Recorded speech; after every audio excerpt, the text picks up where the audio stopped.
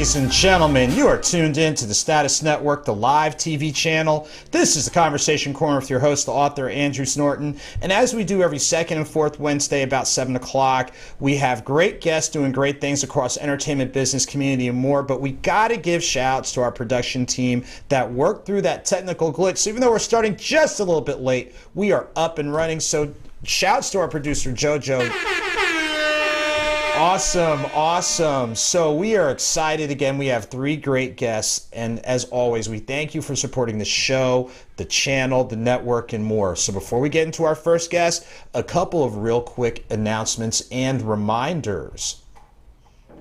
So, as a reminder, yes, I am a published author. This is true. Nothing Minor is for you or someone you know who's a fan of baseball. This is looking at minor league baseball in the Southeast with player interviews. We did a great job of interviewing a number of African-American players, and there's a special insert on the Negro Southern Leagues Museum located in Birmingham, Alabama.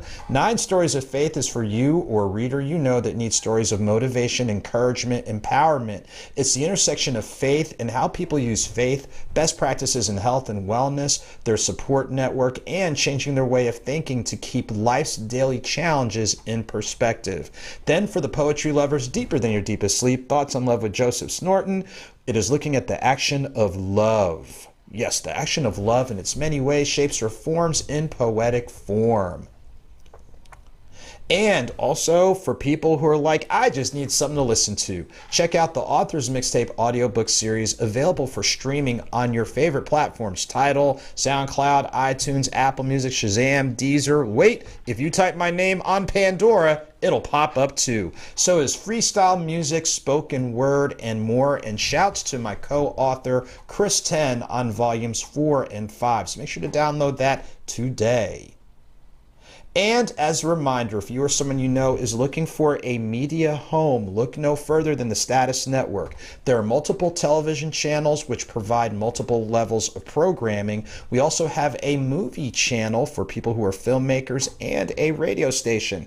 And don't forget, if you need coverage, pop-ups, things along those lines, and shouts to the Lawrenceville chapter of Alpha Kappa Alpha Sorority Incorporated, who had us live stream and broadcast their event. So if we did it for them, we can do it for you. So make sure to check us out, the information provided.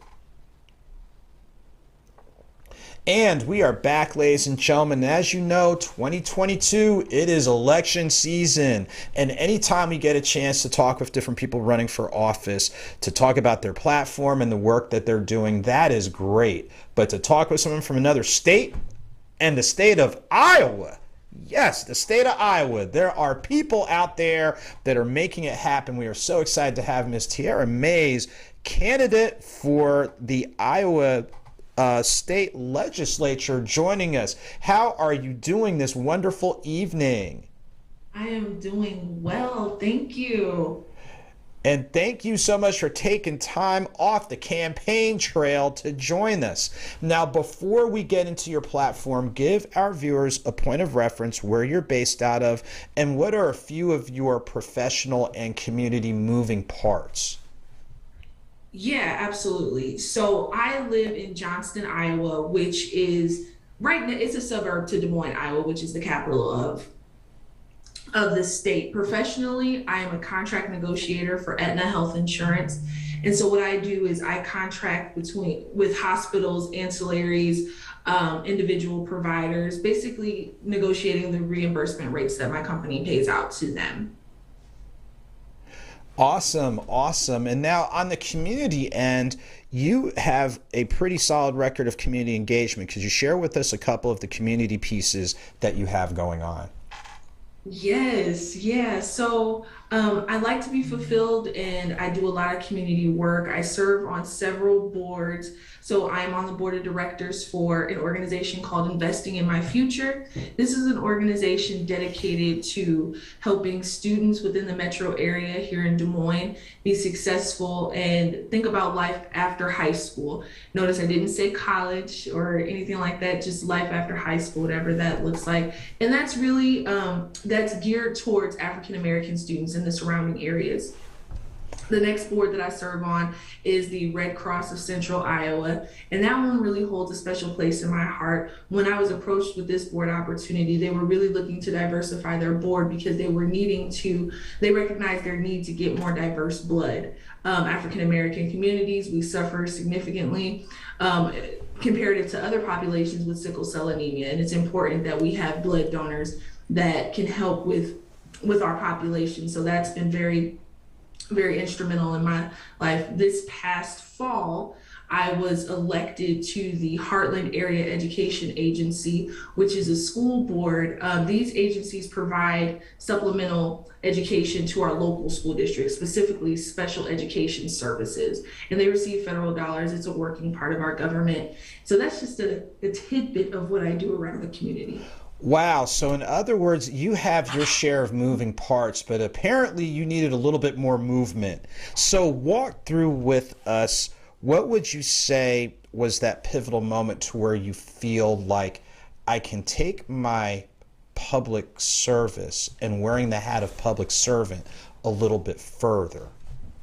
Yes. So honestly, what it was, I'll be honest, I ran for the school board here in Johnston this past fall. I did not win, but I got that other position with the Heartland AEA. And, I was living my best life. I was excited about that opportunity, and I was at home chilling. And then the legislative session started. And I kid you not, the very first day of the legislative session, the president of our state senate, he goes on this just rant about our education system and our teachers, and he stated that teachers have a sinister agenda. Basically, what's happening around here is that they want to ban books and all kinds of different, material that they feel that their children shouldn't be reading, and most of it is diverse material, as it so stands. And so when I saw some of the bills that were coming up, I'm like, oh my goodness, y'all are out of touch up there. You're out of touch at the Capitol. And so from that point, after looking and giving it some serious thought, some encouragement from some community members, I decided to give it a go. So, wow. So it's one of those things where you saw what was going on and you're like, it's the phrase, you couldn't just sit idly by. And in speaking on that, walk through with our viewers, especially those who are in Iowa, obviously every part of your platform is important. What could be, let's say, 2 parts of your platform, given the time that we have, that you can, give our viewers a point of reference on? Sure. So a big one right now really is education and transparency within our education system, also funding for education. Right now, our governor and our legislators, they have not been able to adequately fund our school systems. They approved a 2.5% SSA, which is student supplemental aid, but that doesn't even meet inflation. In fact, we would have really needed 7% in order for our school districts to be able to function. So what that means is that our school districts are going to have to operate in a deficit, and they're going to have to figure out where that money's coming from, property taxes or cutting programming. The other big thing in our state that's very problematic is our health care. So back in 2015, our state was one of the few states that decided to privatize Medicaid insurance. We do not have a state-run insurance, Medicaid insurance plan. And like I mentioned earlier, I work for a commercial insurance company, and our whole game is profit. That's what we do. But Medicaid and Medicare services were not meant for profit. These services are meant to provide adequate health care for our most vulnerable citizens. So those are the 2 aspects that I'm super concerned about, and I'm an expert in it. I've dealt with these situations. I've dealt with these topics. So those are my 2 top platform items. And I'm glad you said, what you're talking about with education, because we know, even though we talk about the importance of education, which it is, we also see there's a lot of talk behind the importance, but what support is going on. Based on your platform and looking at education, some people are saying when they hear we've got to increase funding, they think taxes. But based on your platform, can you see other ways where funds can be generated so it's not just taxes? Like, I know a lot of times we talk about the public-private partnership. Could you speak to that for us? Yeah, absolutely. Specifically speaking for Iowa, right now we've got $1 billion surplus. We can afford to adequately fund our schools. It's a choice that's been made at this point. So for us, honestly, what I feel is that our state government, it is not our job to make money. And it's certainly not the job of the state to funnel down to local entities and force them to fund themselves, especially when we have the resources. It's like being taxed twice. We're paying state taxes, we're paying income taxes, sale taxes, and this is our state's largest source of revenue. And what's happening is it's just sitting there. We're not getting anything from it trickled down to our local school districts, and then our school districts have to charge property tax. They have to increase their property taxes. So we've already given money to the state, right? We've already done that, and now we've got to give it to our city and our local school districts. It's not fair. It's difficult for working families such as myself. We're being, in my opinion, double taxed for things that we don't necessarily need to be doing. So it sounds like, from making sure I'm understanding it correctly, the resources are there. It's almost like somebody's thirsty and you've got a gallon of water in the fridge, but you're not opening the refrigerator. Yeah, that's a good way of putting it. They don't want to spend money. And right now, the $1 billion that we have, it's a superficial number. A lot of it is federal COVID funds that we did not spend. Our response as a state was not the greatest when it comes to COVID. And so it's an election year.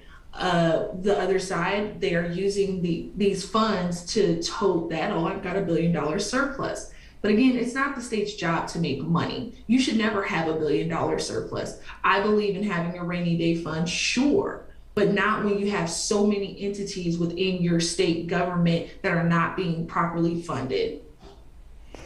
Wow, and you are definitely schooling all of us here in the studio, as well as beyond.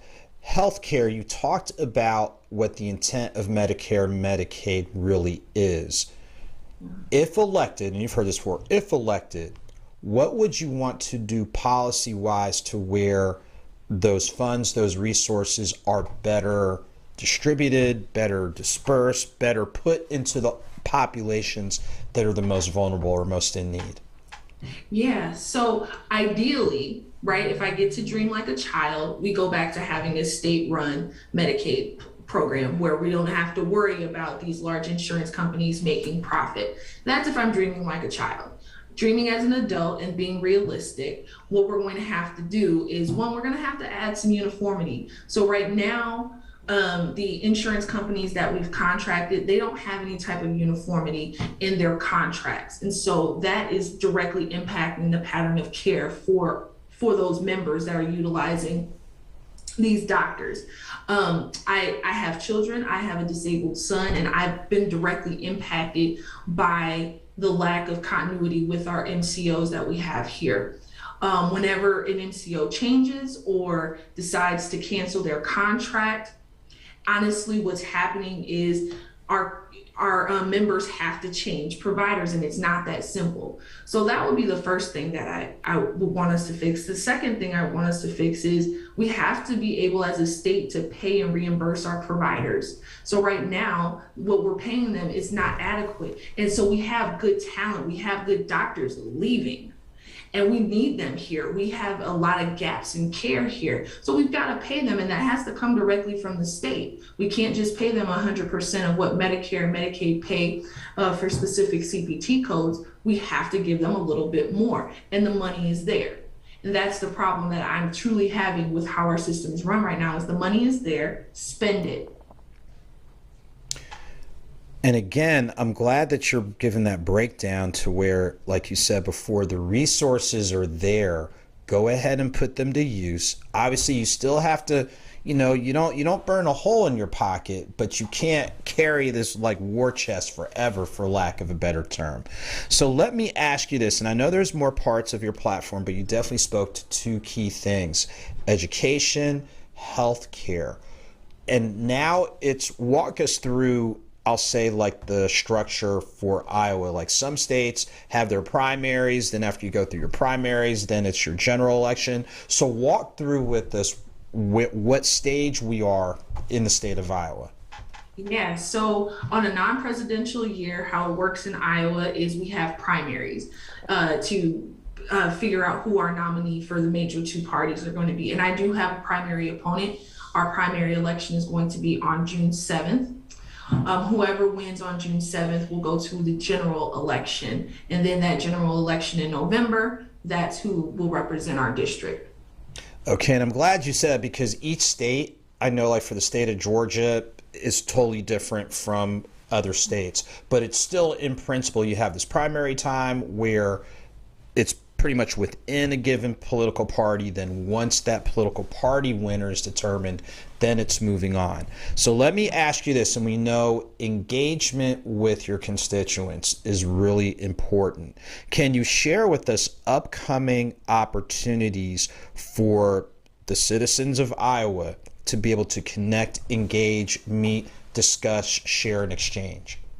Yeah, absolutely. So I am a millennial at heart, and I truly believe that I can get a lot done using social media. And I have, to be honest. So one thing that we are doing, we're starting next week, is called the Teach T series. And so basically, it's going to be me connecting with leaders around the state of Iowa and even outside of Iowa, just to kind of talk about different aspects and teach me how our government works. I'm a regular person. I did not think that I was going to be a politician. I'm not a career politician at all. Like you mentioned, I saw a problem, I wanted to fix it. So there's a lot of things that I want to learn from like our Polk County treasurer or auditor or city council women. So the best way to reach us is via Facebook. I put out everything on there, our fundraising events, things that we're doing around the community. Right before I came here, I had an opportunity to speak to some Girl Scouts and kind of, pump them up to be amazing girls and grow up to be great women. Also, we have a website, and that is www.trforiowa.org. Again, there you can donate money. We need money. All right. I'm going to be completely honest. My primary opponent, he is sitting on quite a few funds because he had a great head start. I woke up and I'm like, okay, I'm sick of this session. We got to get this done. We need money. So please go to our website, donate to us. This takes a lot of time and it takes a lot of funds. Also connect with us on Facebook or Instagram. And I respond to most of this stuff. I don't, my staff is not the ones that are responding to these things. I do it because it's personal to me, and I think it's important to talk to constituents and whomever has questions. Well, I tell you what, we definitely appreciate you taking time from your moving parts on top of being on the campaign trail, and you've already provided your contact info where people can find out more about your campaign, your platform, lend support. Before we go to commercial break, if people don't remember some of the key parts about your platform that you shared or things along those lines, what's one takeaway you'd like for our audience to have? One key takeaway I would like the audience to know is that it's time for regular people to actually be legislators. The ones that wake up and go to work every day, the ones that are working 40, 50 hours a day and understand how these policies that are funneling down impact us. I think that there are a lot of politicians that are out of touch. They don't understand. They may not even understand right now that gas is $4.40. We run for something, honestly. Run for something, anything, find a way to help. And if you don't want to run for something, help another person that's doing it. Help someone that you believe in get there, because we're under attack right now. Our rights are under attack. I tell you what, on that note, it's about get into it, get involved. We thank you for your involvement. We wish you the best during the primaries and beyond. We're just putting it out there in the universe. So what we're going to do, ladies and gentlemen, we're going to go to our first commercial break, and we come back. We've got the one and only Alphas of Atlanta joining us. So stick around on the Conversation Corner.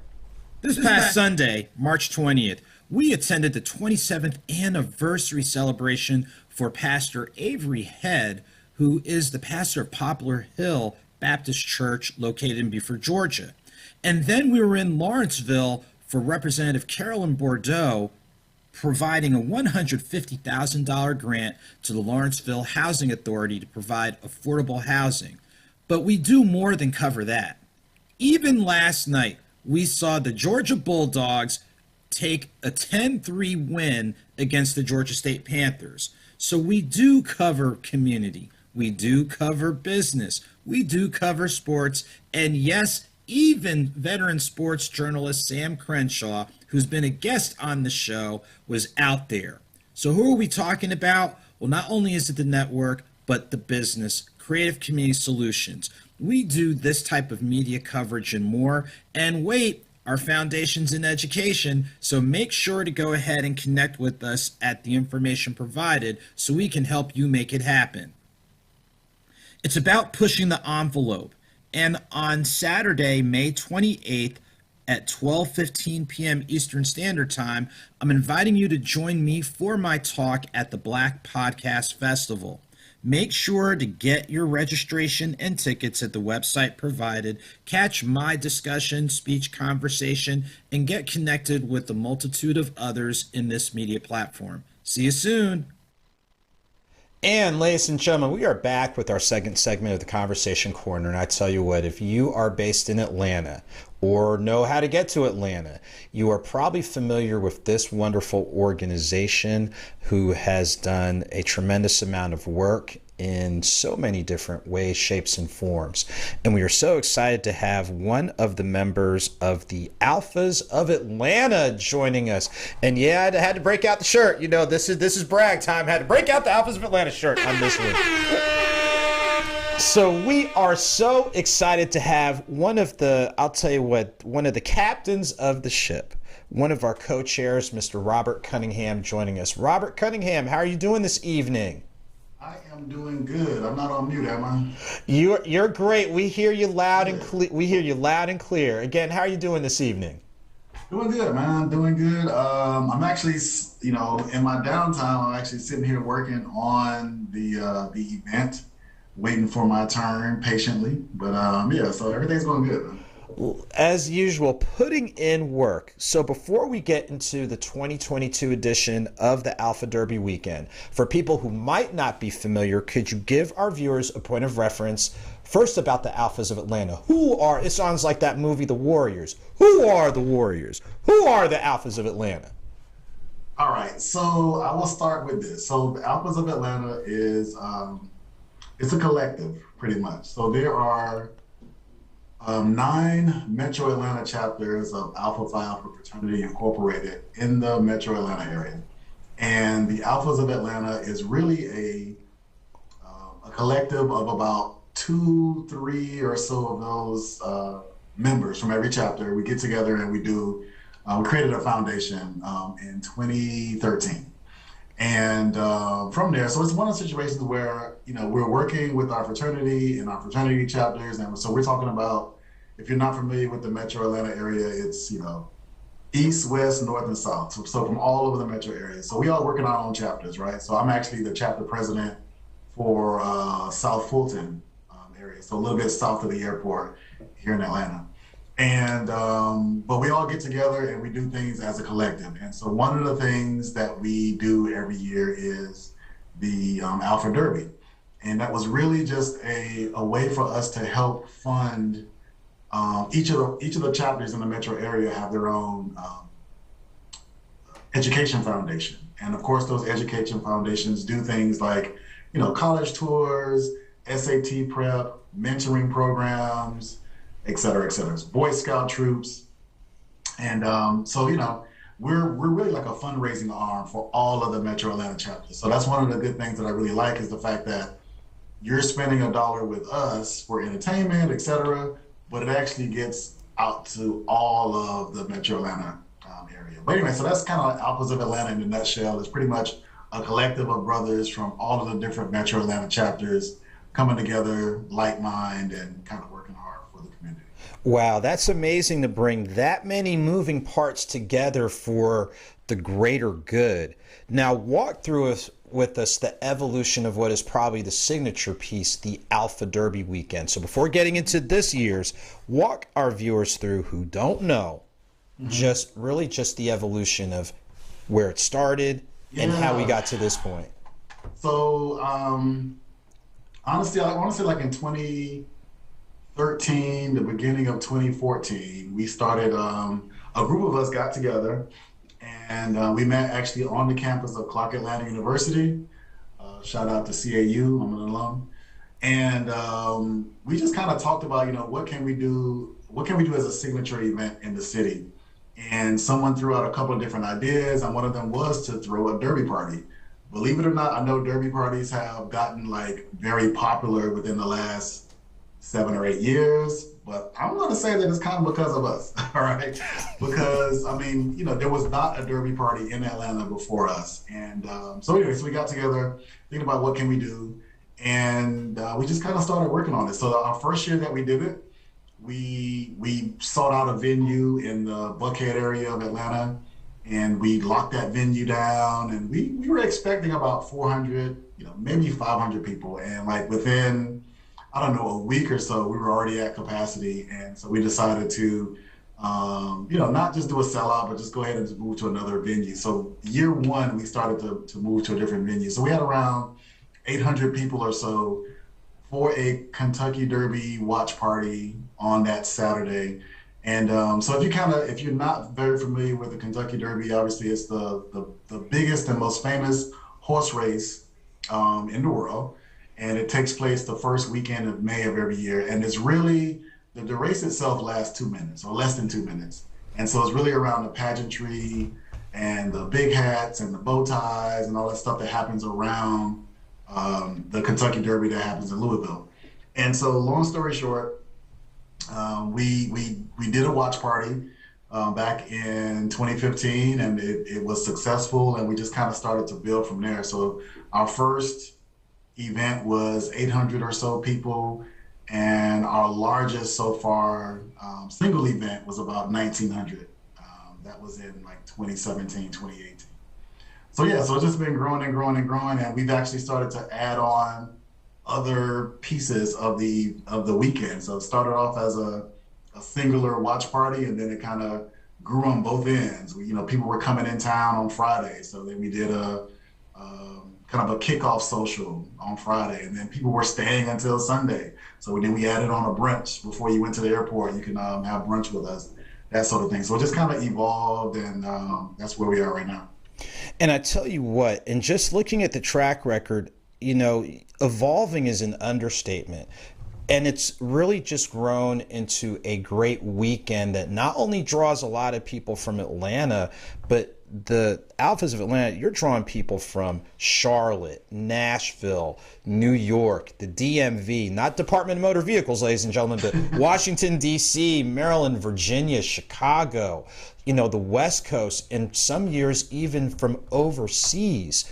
So walk through with us 2022 in regards to what is in place, just what the weekend itinerary is, because people, if you don't have a weekend itinerary, you might want to get on it real quick. Yes, your first weekend of May is set, like absolutely set. Honestly, from Thursday to Sunday, right? So on Thursday, we're having a networking event for our sponsors. So we have corporate sponsors. We have, I'll just leave it at that. So we have some corporate sponsors, and so we're having an event for them on Thursday evening. So just a networking event amongst the sponsors. So that should be pretty good. Then Friday morning, we're actually starting off with a golf tournament. So we'll be down at Wolf Creek golf course. So that'll be on Friday morning, first thing. Friday afternoon/evening, our Friday kind of kickoff social and concert actually begins with a fashion show. So we partnered up with Miguel Wilson, who is our dynamic boutique owner. I think he has a boutique at Phipps Plaza here in Atlanta. And so he puts on a great fashion show. So that starts off like at about 7 o'clock or so, and then that flows right into our party, kickoff social and concert. And this year, We are anticipating, we normally get around 1,000 people for that party. And so this Friday of the weekend, we'll have that event again, the fashion show and then the kickoff social. And this year, we normally have like an old school artist. We've had Big Daddy Kane in the past, Chubb Rock, Dougie Fresh. And so this year, we actually having Slick Rick. So he's on board. He's already dropped his socials and things along those lines for us. So that'll be on Friday night. So that's at the College Football Hall of Fame downtown. And then on Saturday, that's the big day, right? So that's the day that we actually have the Kentucky Derby watch party. The Derby runs at around 6:30 or so live. And so we actually open the doors and we have a party from 3:30 to 8:30 with a small break in the middle to watch the actual Derby itself. But again, that's the one where everybody's coming with the big hats, the bow ties, and it's a nice affair, right? So that's on Saturday. Saturday evening, we'll have an after party. So we haven't released information about it yet, but if you're in the crowd on Saturday, you'll hear the announcement about where we're going to go Saturday evening. That's on Saturday. And then, like I mentioned, on Sunday, we're right next door. Well, I should mention too that the event on Saturday is the College Football Hall of Fame as well. So both events, Friday and Saturday, at the College Football Hall of Fame. And then on Sunday, we're right next door at the Omni, which is our host hotel. And so on Sunday morning, last day of the weekend, you're probably still dragging, but we're going to try to make sure that you have absolutely no energy after the weekend. And so we actually have a jazz brunch on Sunday, and that's from 11:30 to 3 o'clock on Sunday. So it's in the atrium of the historic CNN Omni Hotel. We'll have a national jazz artist. We have a DJ as well. We have, carving stations with salmon and beef and just all the stuff that you would normally have at a brunch. And of course, we have bottomless mimosas. You can't have a brunch without bottomless mimosas, and that's sponsored by Corbel, who is a brand of Brown Forman. So we have Woodford Reserve on Friday, Saturday.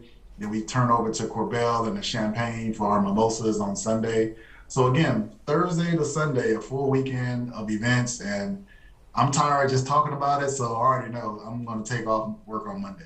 I'll tell you that already. Wow, it is a very packed weekend that you have in place, and not only is it a great event for people to just come and enjoy themselves, 21 and older, but there's also a space for businesses. Could you speak to the opportunity for businesses of different sizes to be a part of this and not only support this event, but ultimately support the causes? Yeah, and so that's what I mentioned earlier, right, about our corporate sponsors. And I use the term corporate very, very loosely, right? So we're talking about whether you are a large corporation, so like we have like Fifth Third Bank is one of our sponsors, Woodford Reserve, Aetna. We have a lot of other like larger corporate sponsors, but we also have small businesses as well, small and growing businesses.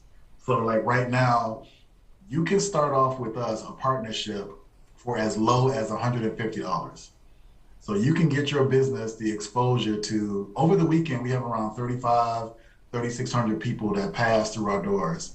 And so your brand can be in front of those folks all weekend. So every event, we're running the brands on the screen. We have the opportunity as well to put things in our little, we have swag bags that we give out to our guests. So you have the opportunity to put things in the swag bag. You get tickets to the event as well. So you also get like hole signage, like for the golf event. You'll actually have you'll sponsor a particular hole and things along those lines. So and then of course you'll come to the networking event on Thursday. So whether it's getting in front of customers, potential customers, or it's getting in front of other like-minded entrepreneurs, you have opportunity to do that for as low as $150. That's like unheard of. Wow, I tell you what, the Alphas of Atlanta, I'll say from this end, wearing my journalist hat, you put a lot of work into it. What are the best ways for our viewers near and far to find out more, to get their tickets, because they are going, as well as businesses to go ahead and get that sponsorship in? Yeah, to your point, the brunch is already sold out. We'll be seating 550 for brunch. So you can just imagine. Oh, we cut off on. Oops. Okay, hold on just a moment. Let's see. Can we go ahead and pivot back for just a moment? Okay. All right. That I think that was something on our end. So if you give us a moment, we are going to bring uh, Robert Cunningham back in there. Especially, you know what? Especially when it's right at that time when we were getting ready to get into the nuts and bolts. So we're going to go ahead and see if we can get him back on in just a moment. So give us just a couple of moments. But while we're waiting on getting him back on, just a couple of things that we can walk through regarding the Alpha Derby weekend. So again, it is the first weekend of May 6th through 8th, and taking place here in Atlanta. As you heard, Thursday evening is the event for the corporate sponsors. And that is something that, again, that we were getting ready to talk about in regards to businesses of different sizes being a part of that. As you also heard, Friday morning is actually going to be the golf tournament. It looks like we have everything back online. Robert Cunningham, thank you so much for working with us again. So we're going to reiterate that question. As we know, the weekend is coming up, not only for people to get their tickets because their tickets are going quickly, but for businesses to take advantage of those engagement opportunities. Could you walk through both of those options with us? Yeah, so honestly, everything is in one place. So we try to make it as easy as possible, right? So I would encourage everyone. So we're calling this Alpha Derby. Alpha for the fraternity, and then Derby, of course, for the Kentucky Derby. So Alpha Derby weekend. And like I mentioned, it is a full weekend of events. So if you go to alphaderbyweekend.com, boom, everything that you want to know is there. We have a link for sponsors. You can pull down the sponsor packet and get a chance to kind of look at that and see what level that you want to kind of partner with us on. And then also for tickets, we have a different link for tickets.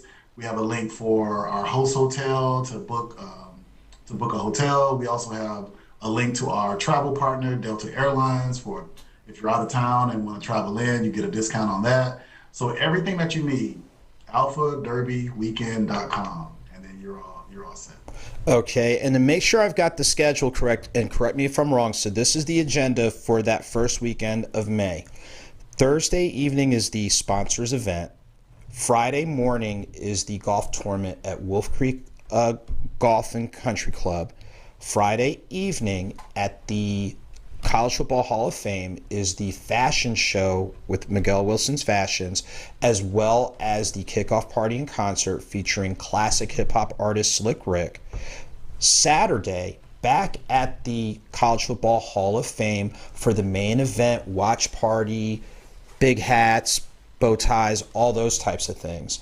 Then there will be a Saturday evening wind down. We'll say wind down. Some people after party. People haven't been out for a while.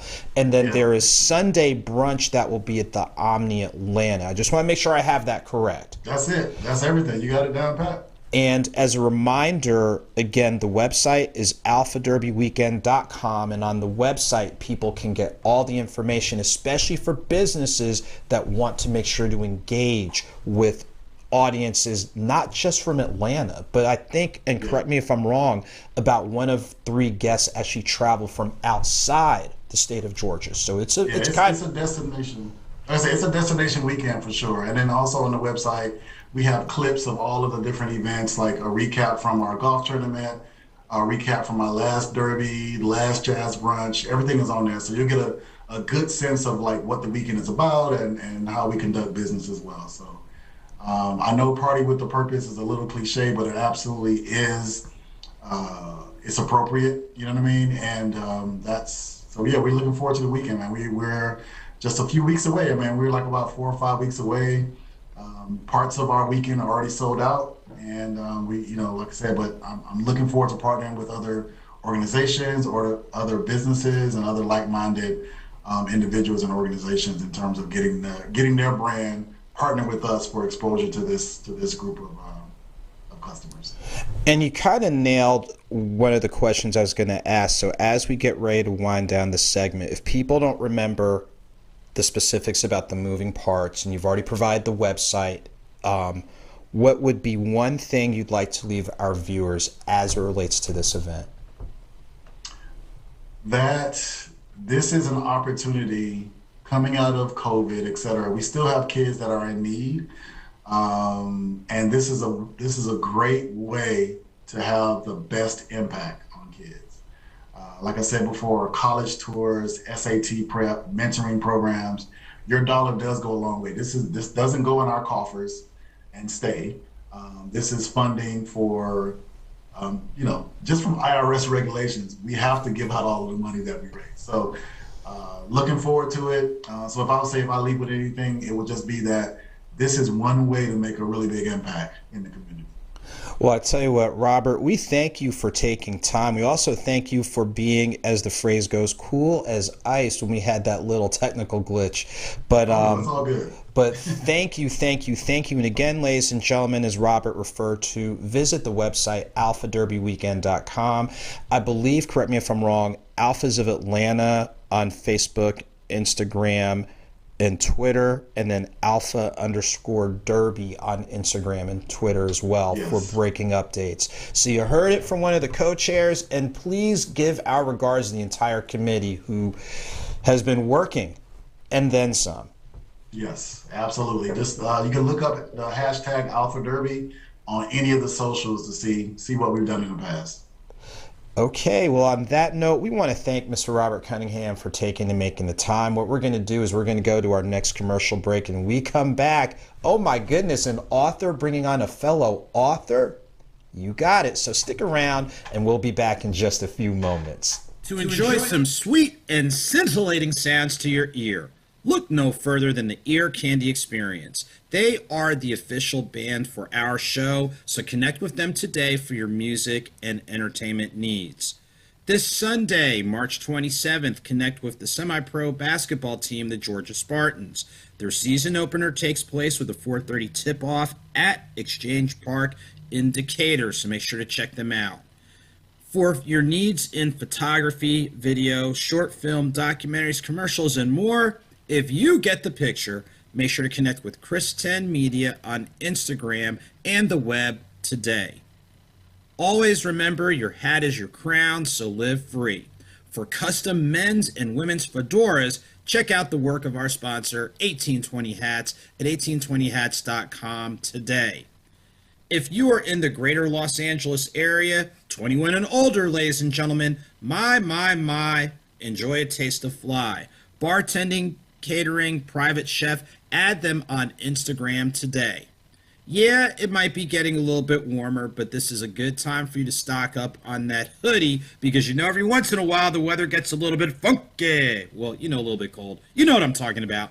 But there's more. With it getting a little bit warmer, check out the author A. Snorton Origin Series in partnership with 1906 Tees. So yes, we have the merch. We've got hoodies, we've got t-shirts, but if you want something else like a bracelet or mug, make sure to connect with me at the information provided so that way we can help you with your merchandise needs. And thank you so much for supporting.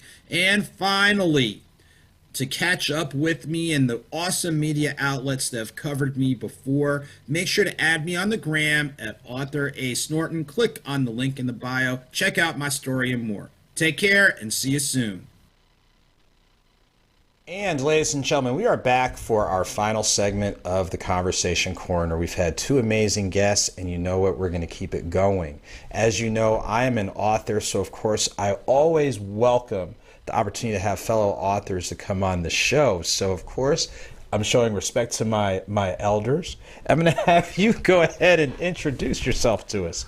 My name is Cecil Johnson, and I live here in Georgia, and Grimm is my first book. I already started on the second edition of Grimm, and it's about a family, my family. My granddad had owned over 300 acres, and he had 13 children. But while this is so out of the ordinary, he had 10 girls, 3 boys on a farm that size. So again, I want to for the book to get in people's hands to read. Wow. So it sounds like it's almost like part memoir, part biographical. Walk us through the evolution. Well, before getting into the nuts and bolts of the book, walk through with us just a couple of just your general moving parts, because there's other hats that you're wearing other than the hat of an author. Well, my background is in telecommunications. I spent many years in California in telecommunications, and I came here in Georgia in 1935 and took the license test and was successful.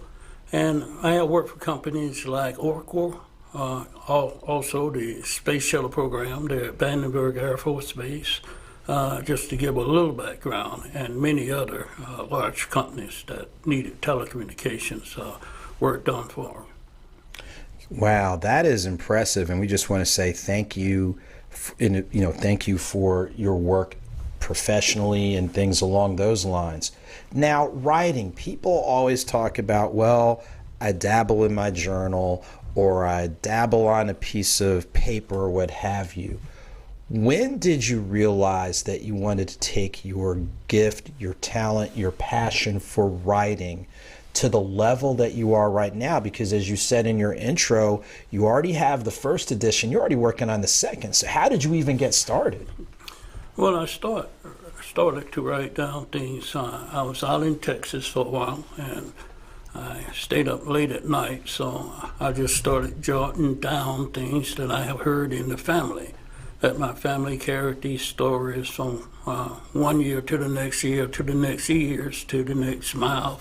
They just spread it out. So I wanted to make sure that their visions, the things that have happened, the things that happened to my granddad, would be out open in a publication. So the manuscript that I did became book. I want people to know that I would love for them to read it.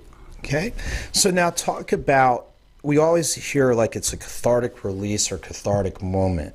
And you're basically, it's not only sharing a story, it's sharing your story.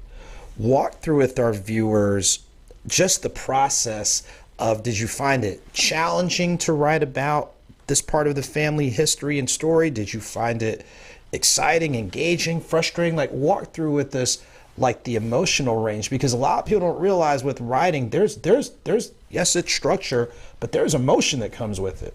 Yes, it is. And I was basically working things from my mind because of so many stories within the family. And I used to sit on the porch, for an example, with my aunts, my uncles. I would go by their house. I would work for them, believe it or not, in the fields.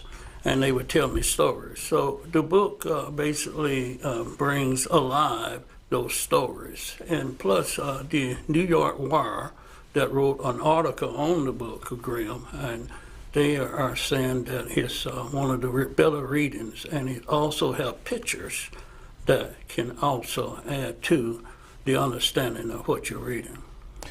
And that is amazing that you're walking through that process and walking through those, we'll say, those ordered steps or strategic steps in capturing that oral tradition, that oral history, and now putting it together to where sometimes, memories fade and sometimes words fade, but you've got it in writing where people can come back and revisit.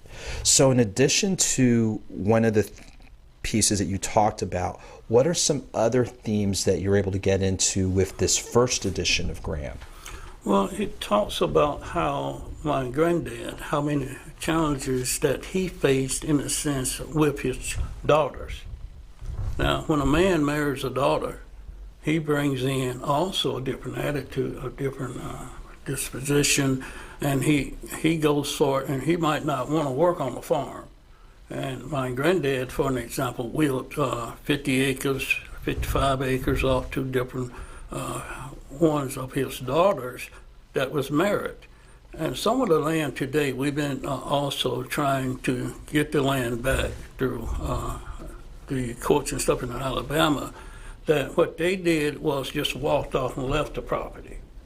So it tells how they did it and how it really actually hurt my granddaddy. My granddaddy died early, so he didn't get to see all these things come to a head, really. And it almost sounds like it's part cautionary tale in regards to things that can happen when, I'll say, things are not tended to or they're not managed properly. What are some other takeaways or lessons or themes that readers will gather when they really dive in or immerse themselves in the work of Graham? One thing I think that they will enjoy reading about, my granddad was only 23 and he became one of the richest men in Alabama. He owned 2 mills, for an example, and not only did he have over 1,300 acres of land, he also had bank accounts that was well to him. So he didn't have no shortage in the funds to do the job. And so by reading the book, you'll see how he did have these challenges that came up and that he had to deal with them. After he died at the age around 68, then the girls somewhat, what they had, the husband and stuff, it just didn't work. Mm-hmm.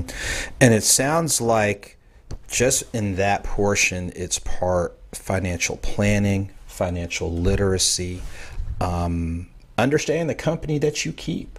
And even what you were saying, like the differences in approaches where you had your grandfather who had a seemingly solid approach, but then when your grandfather transitioned, then it was kind of where the fragmentation might have really shown, really surfaced. We always talk about redemption.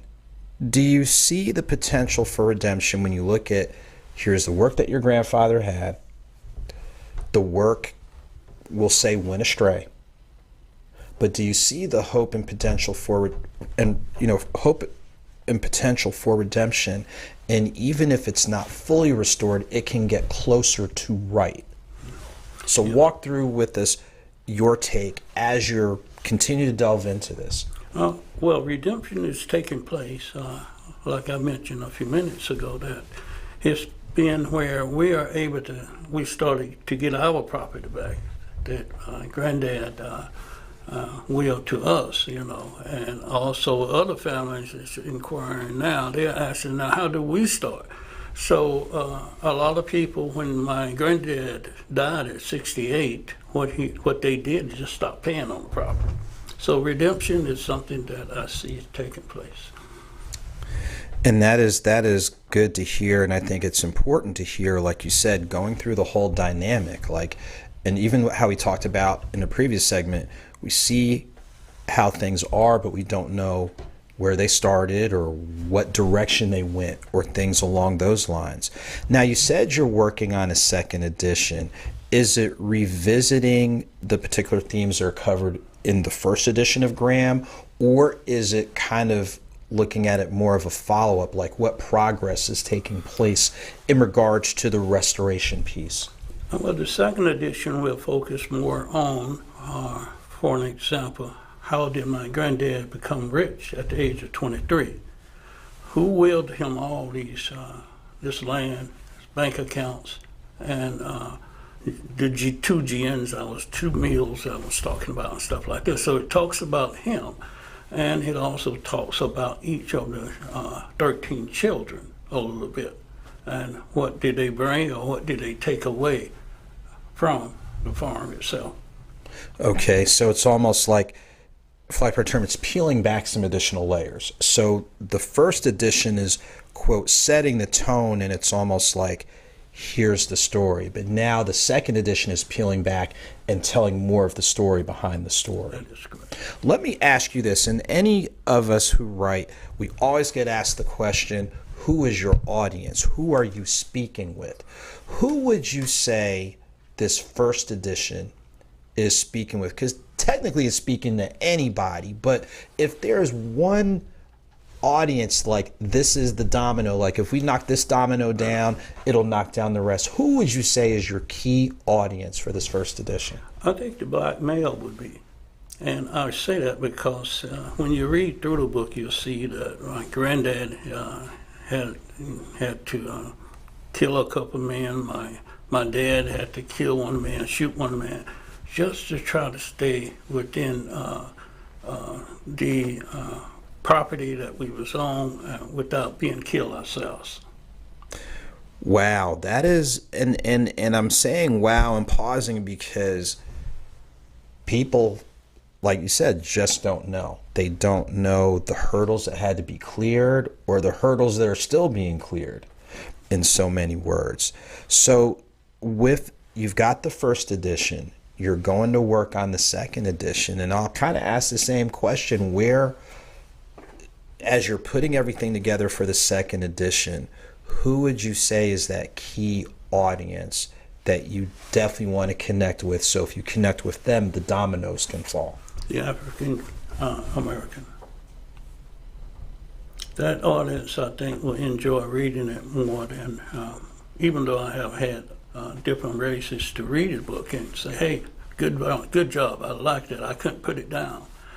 But I think that since we as African Americans, sometimes we get the opposite end of the stick, this book, Grimm, will set things a little straight, because it have black people putting out and during the Civil War. It talks about the Civil War a little bit as well.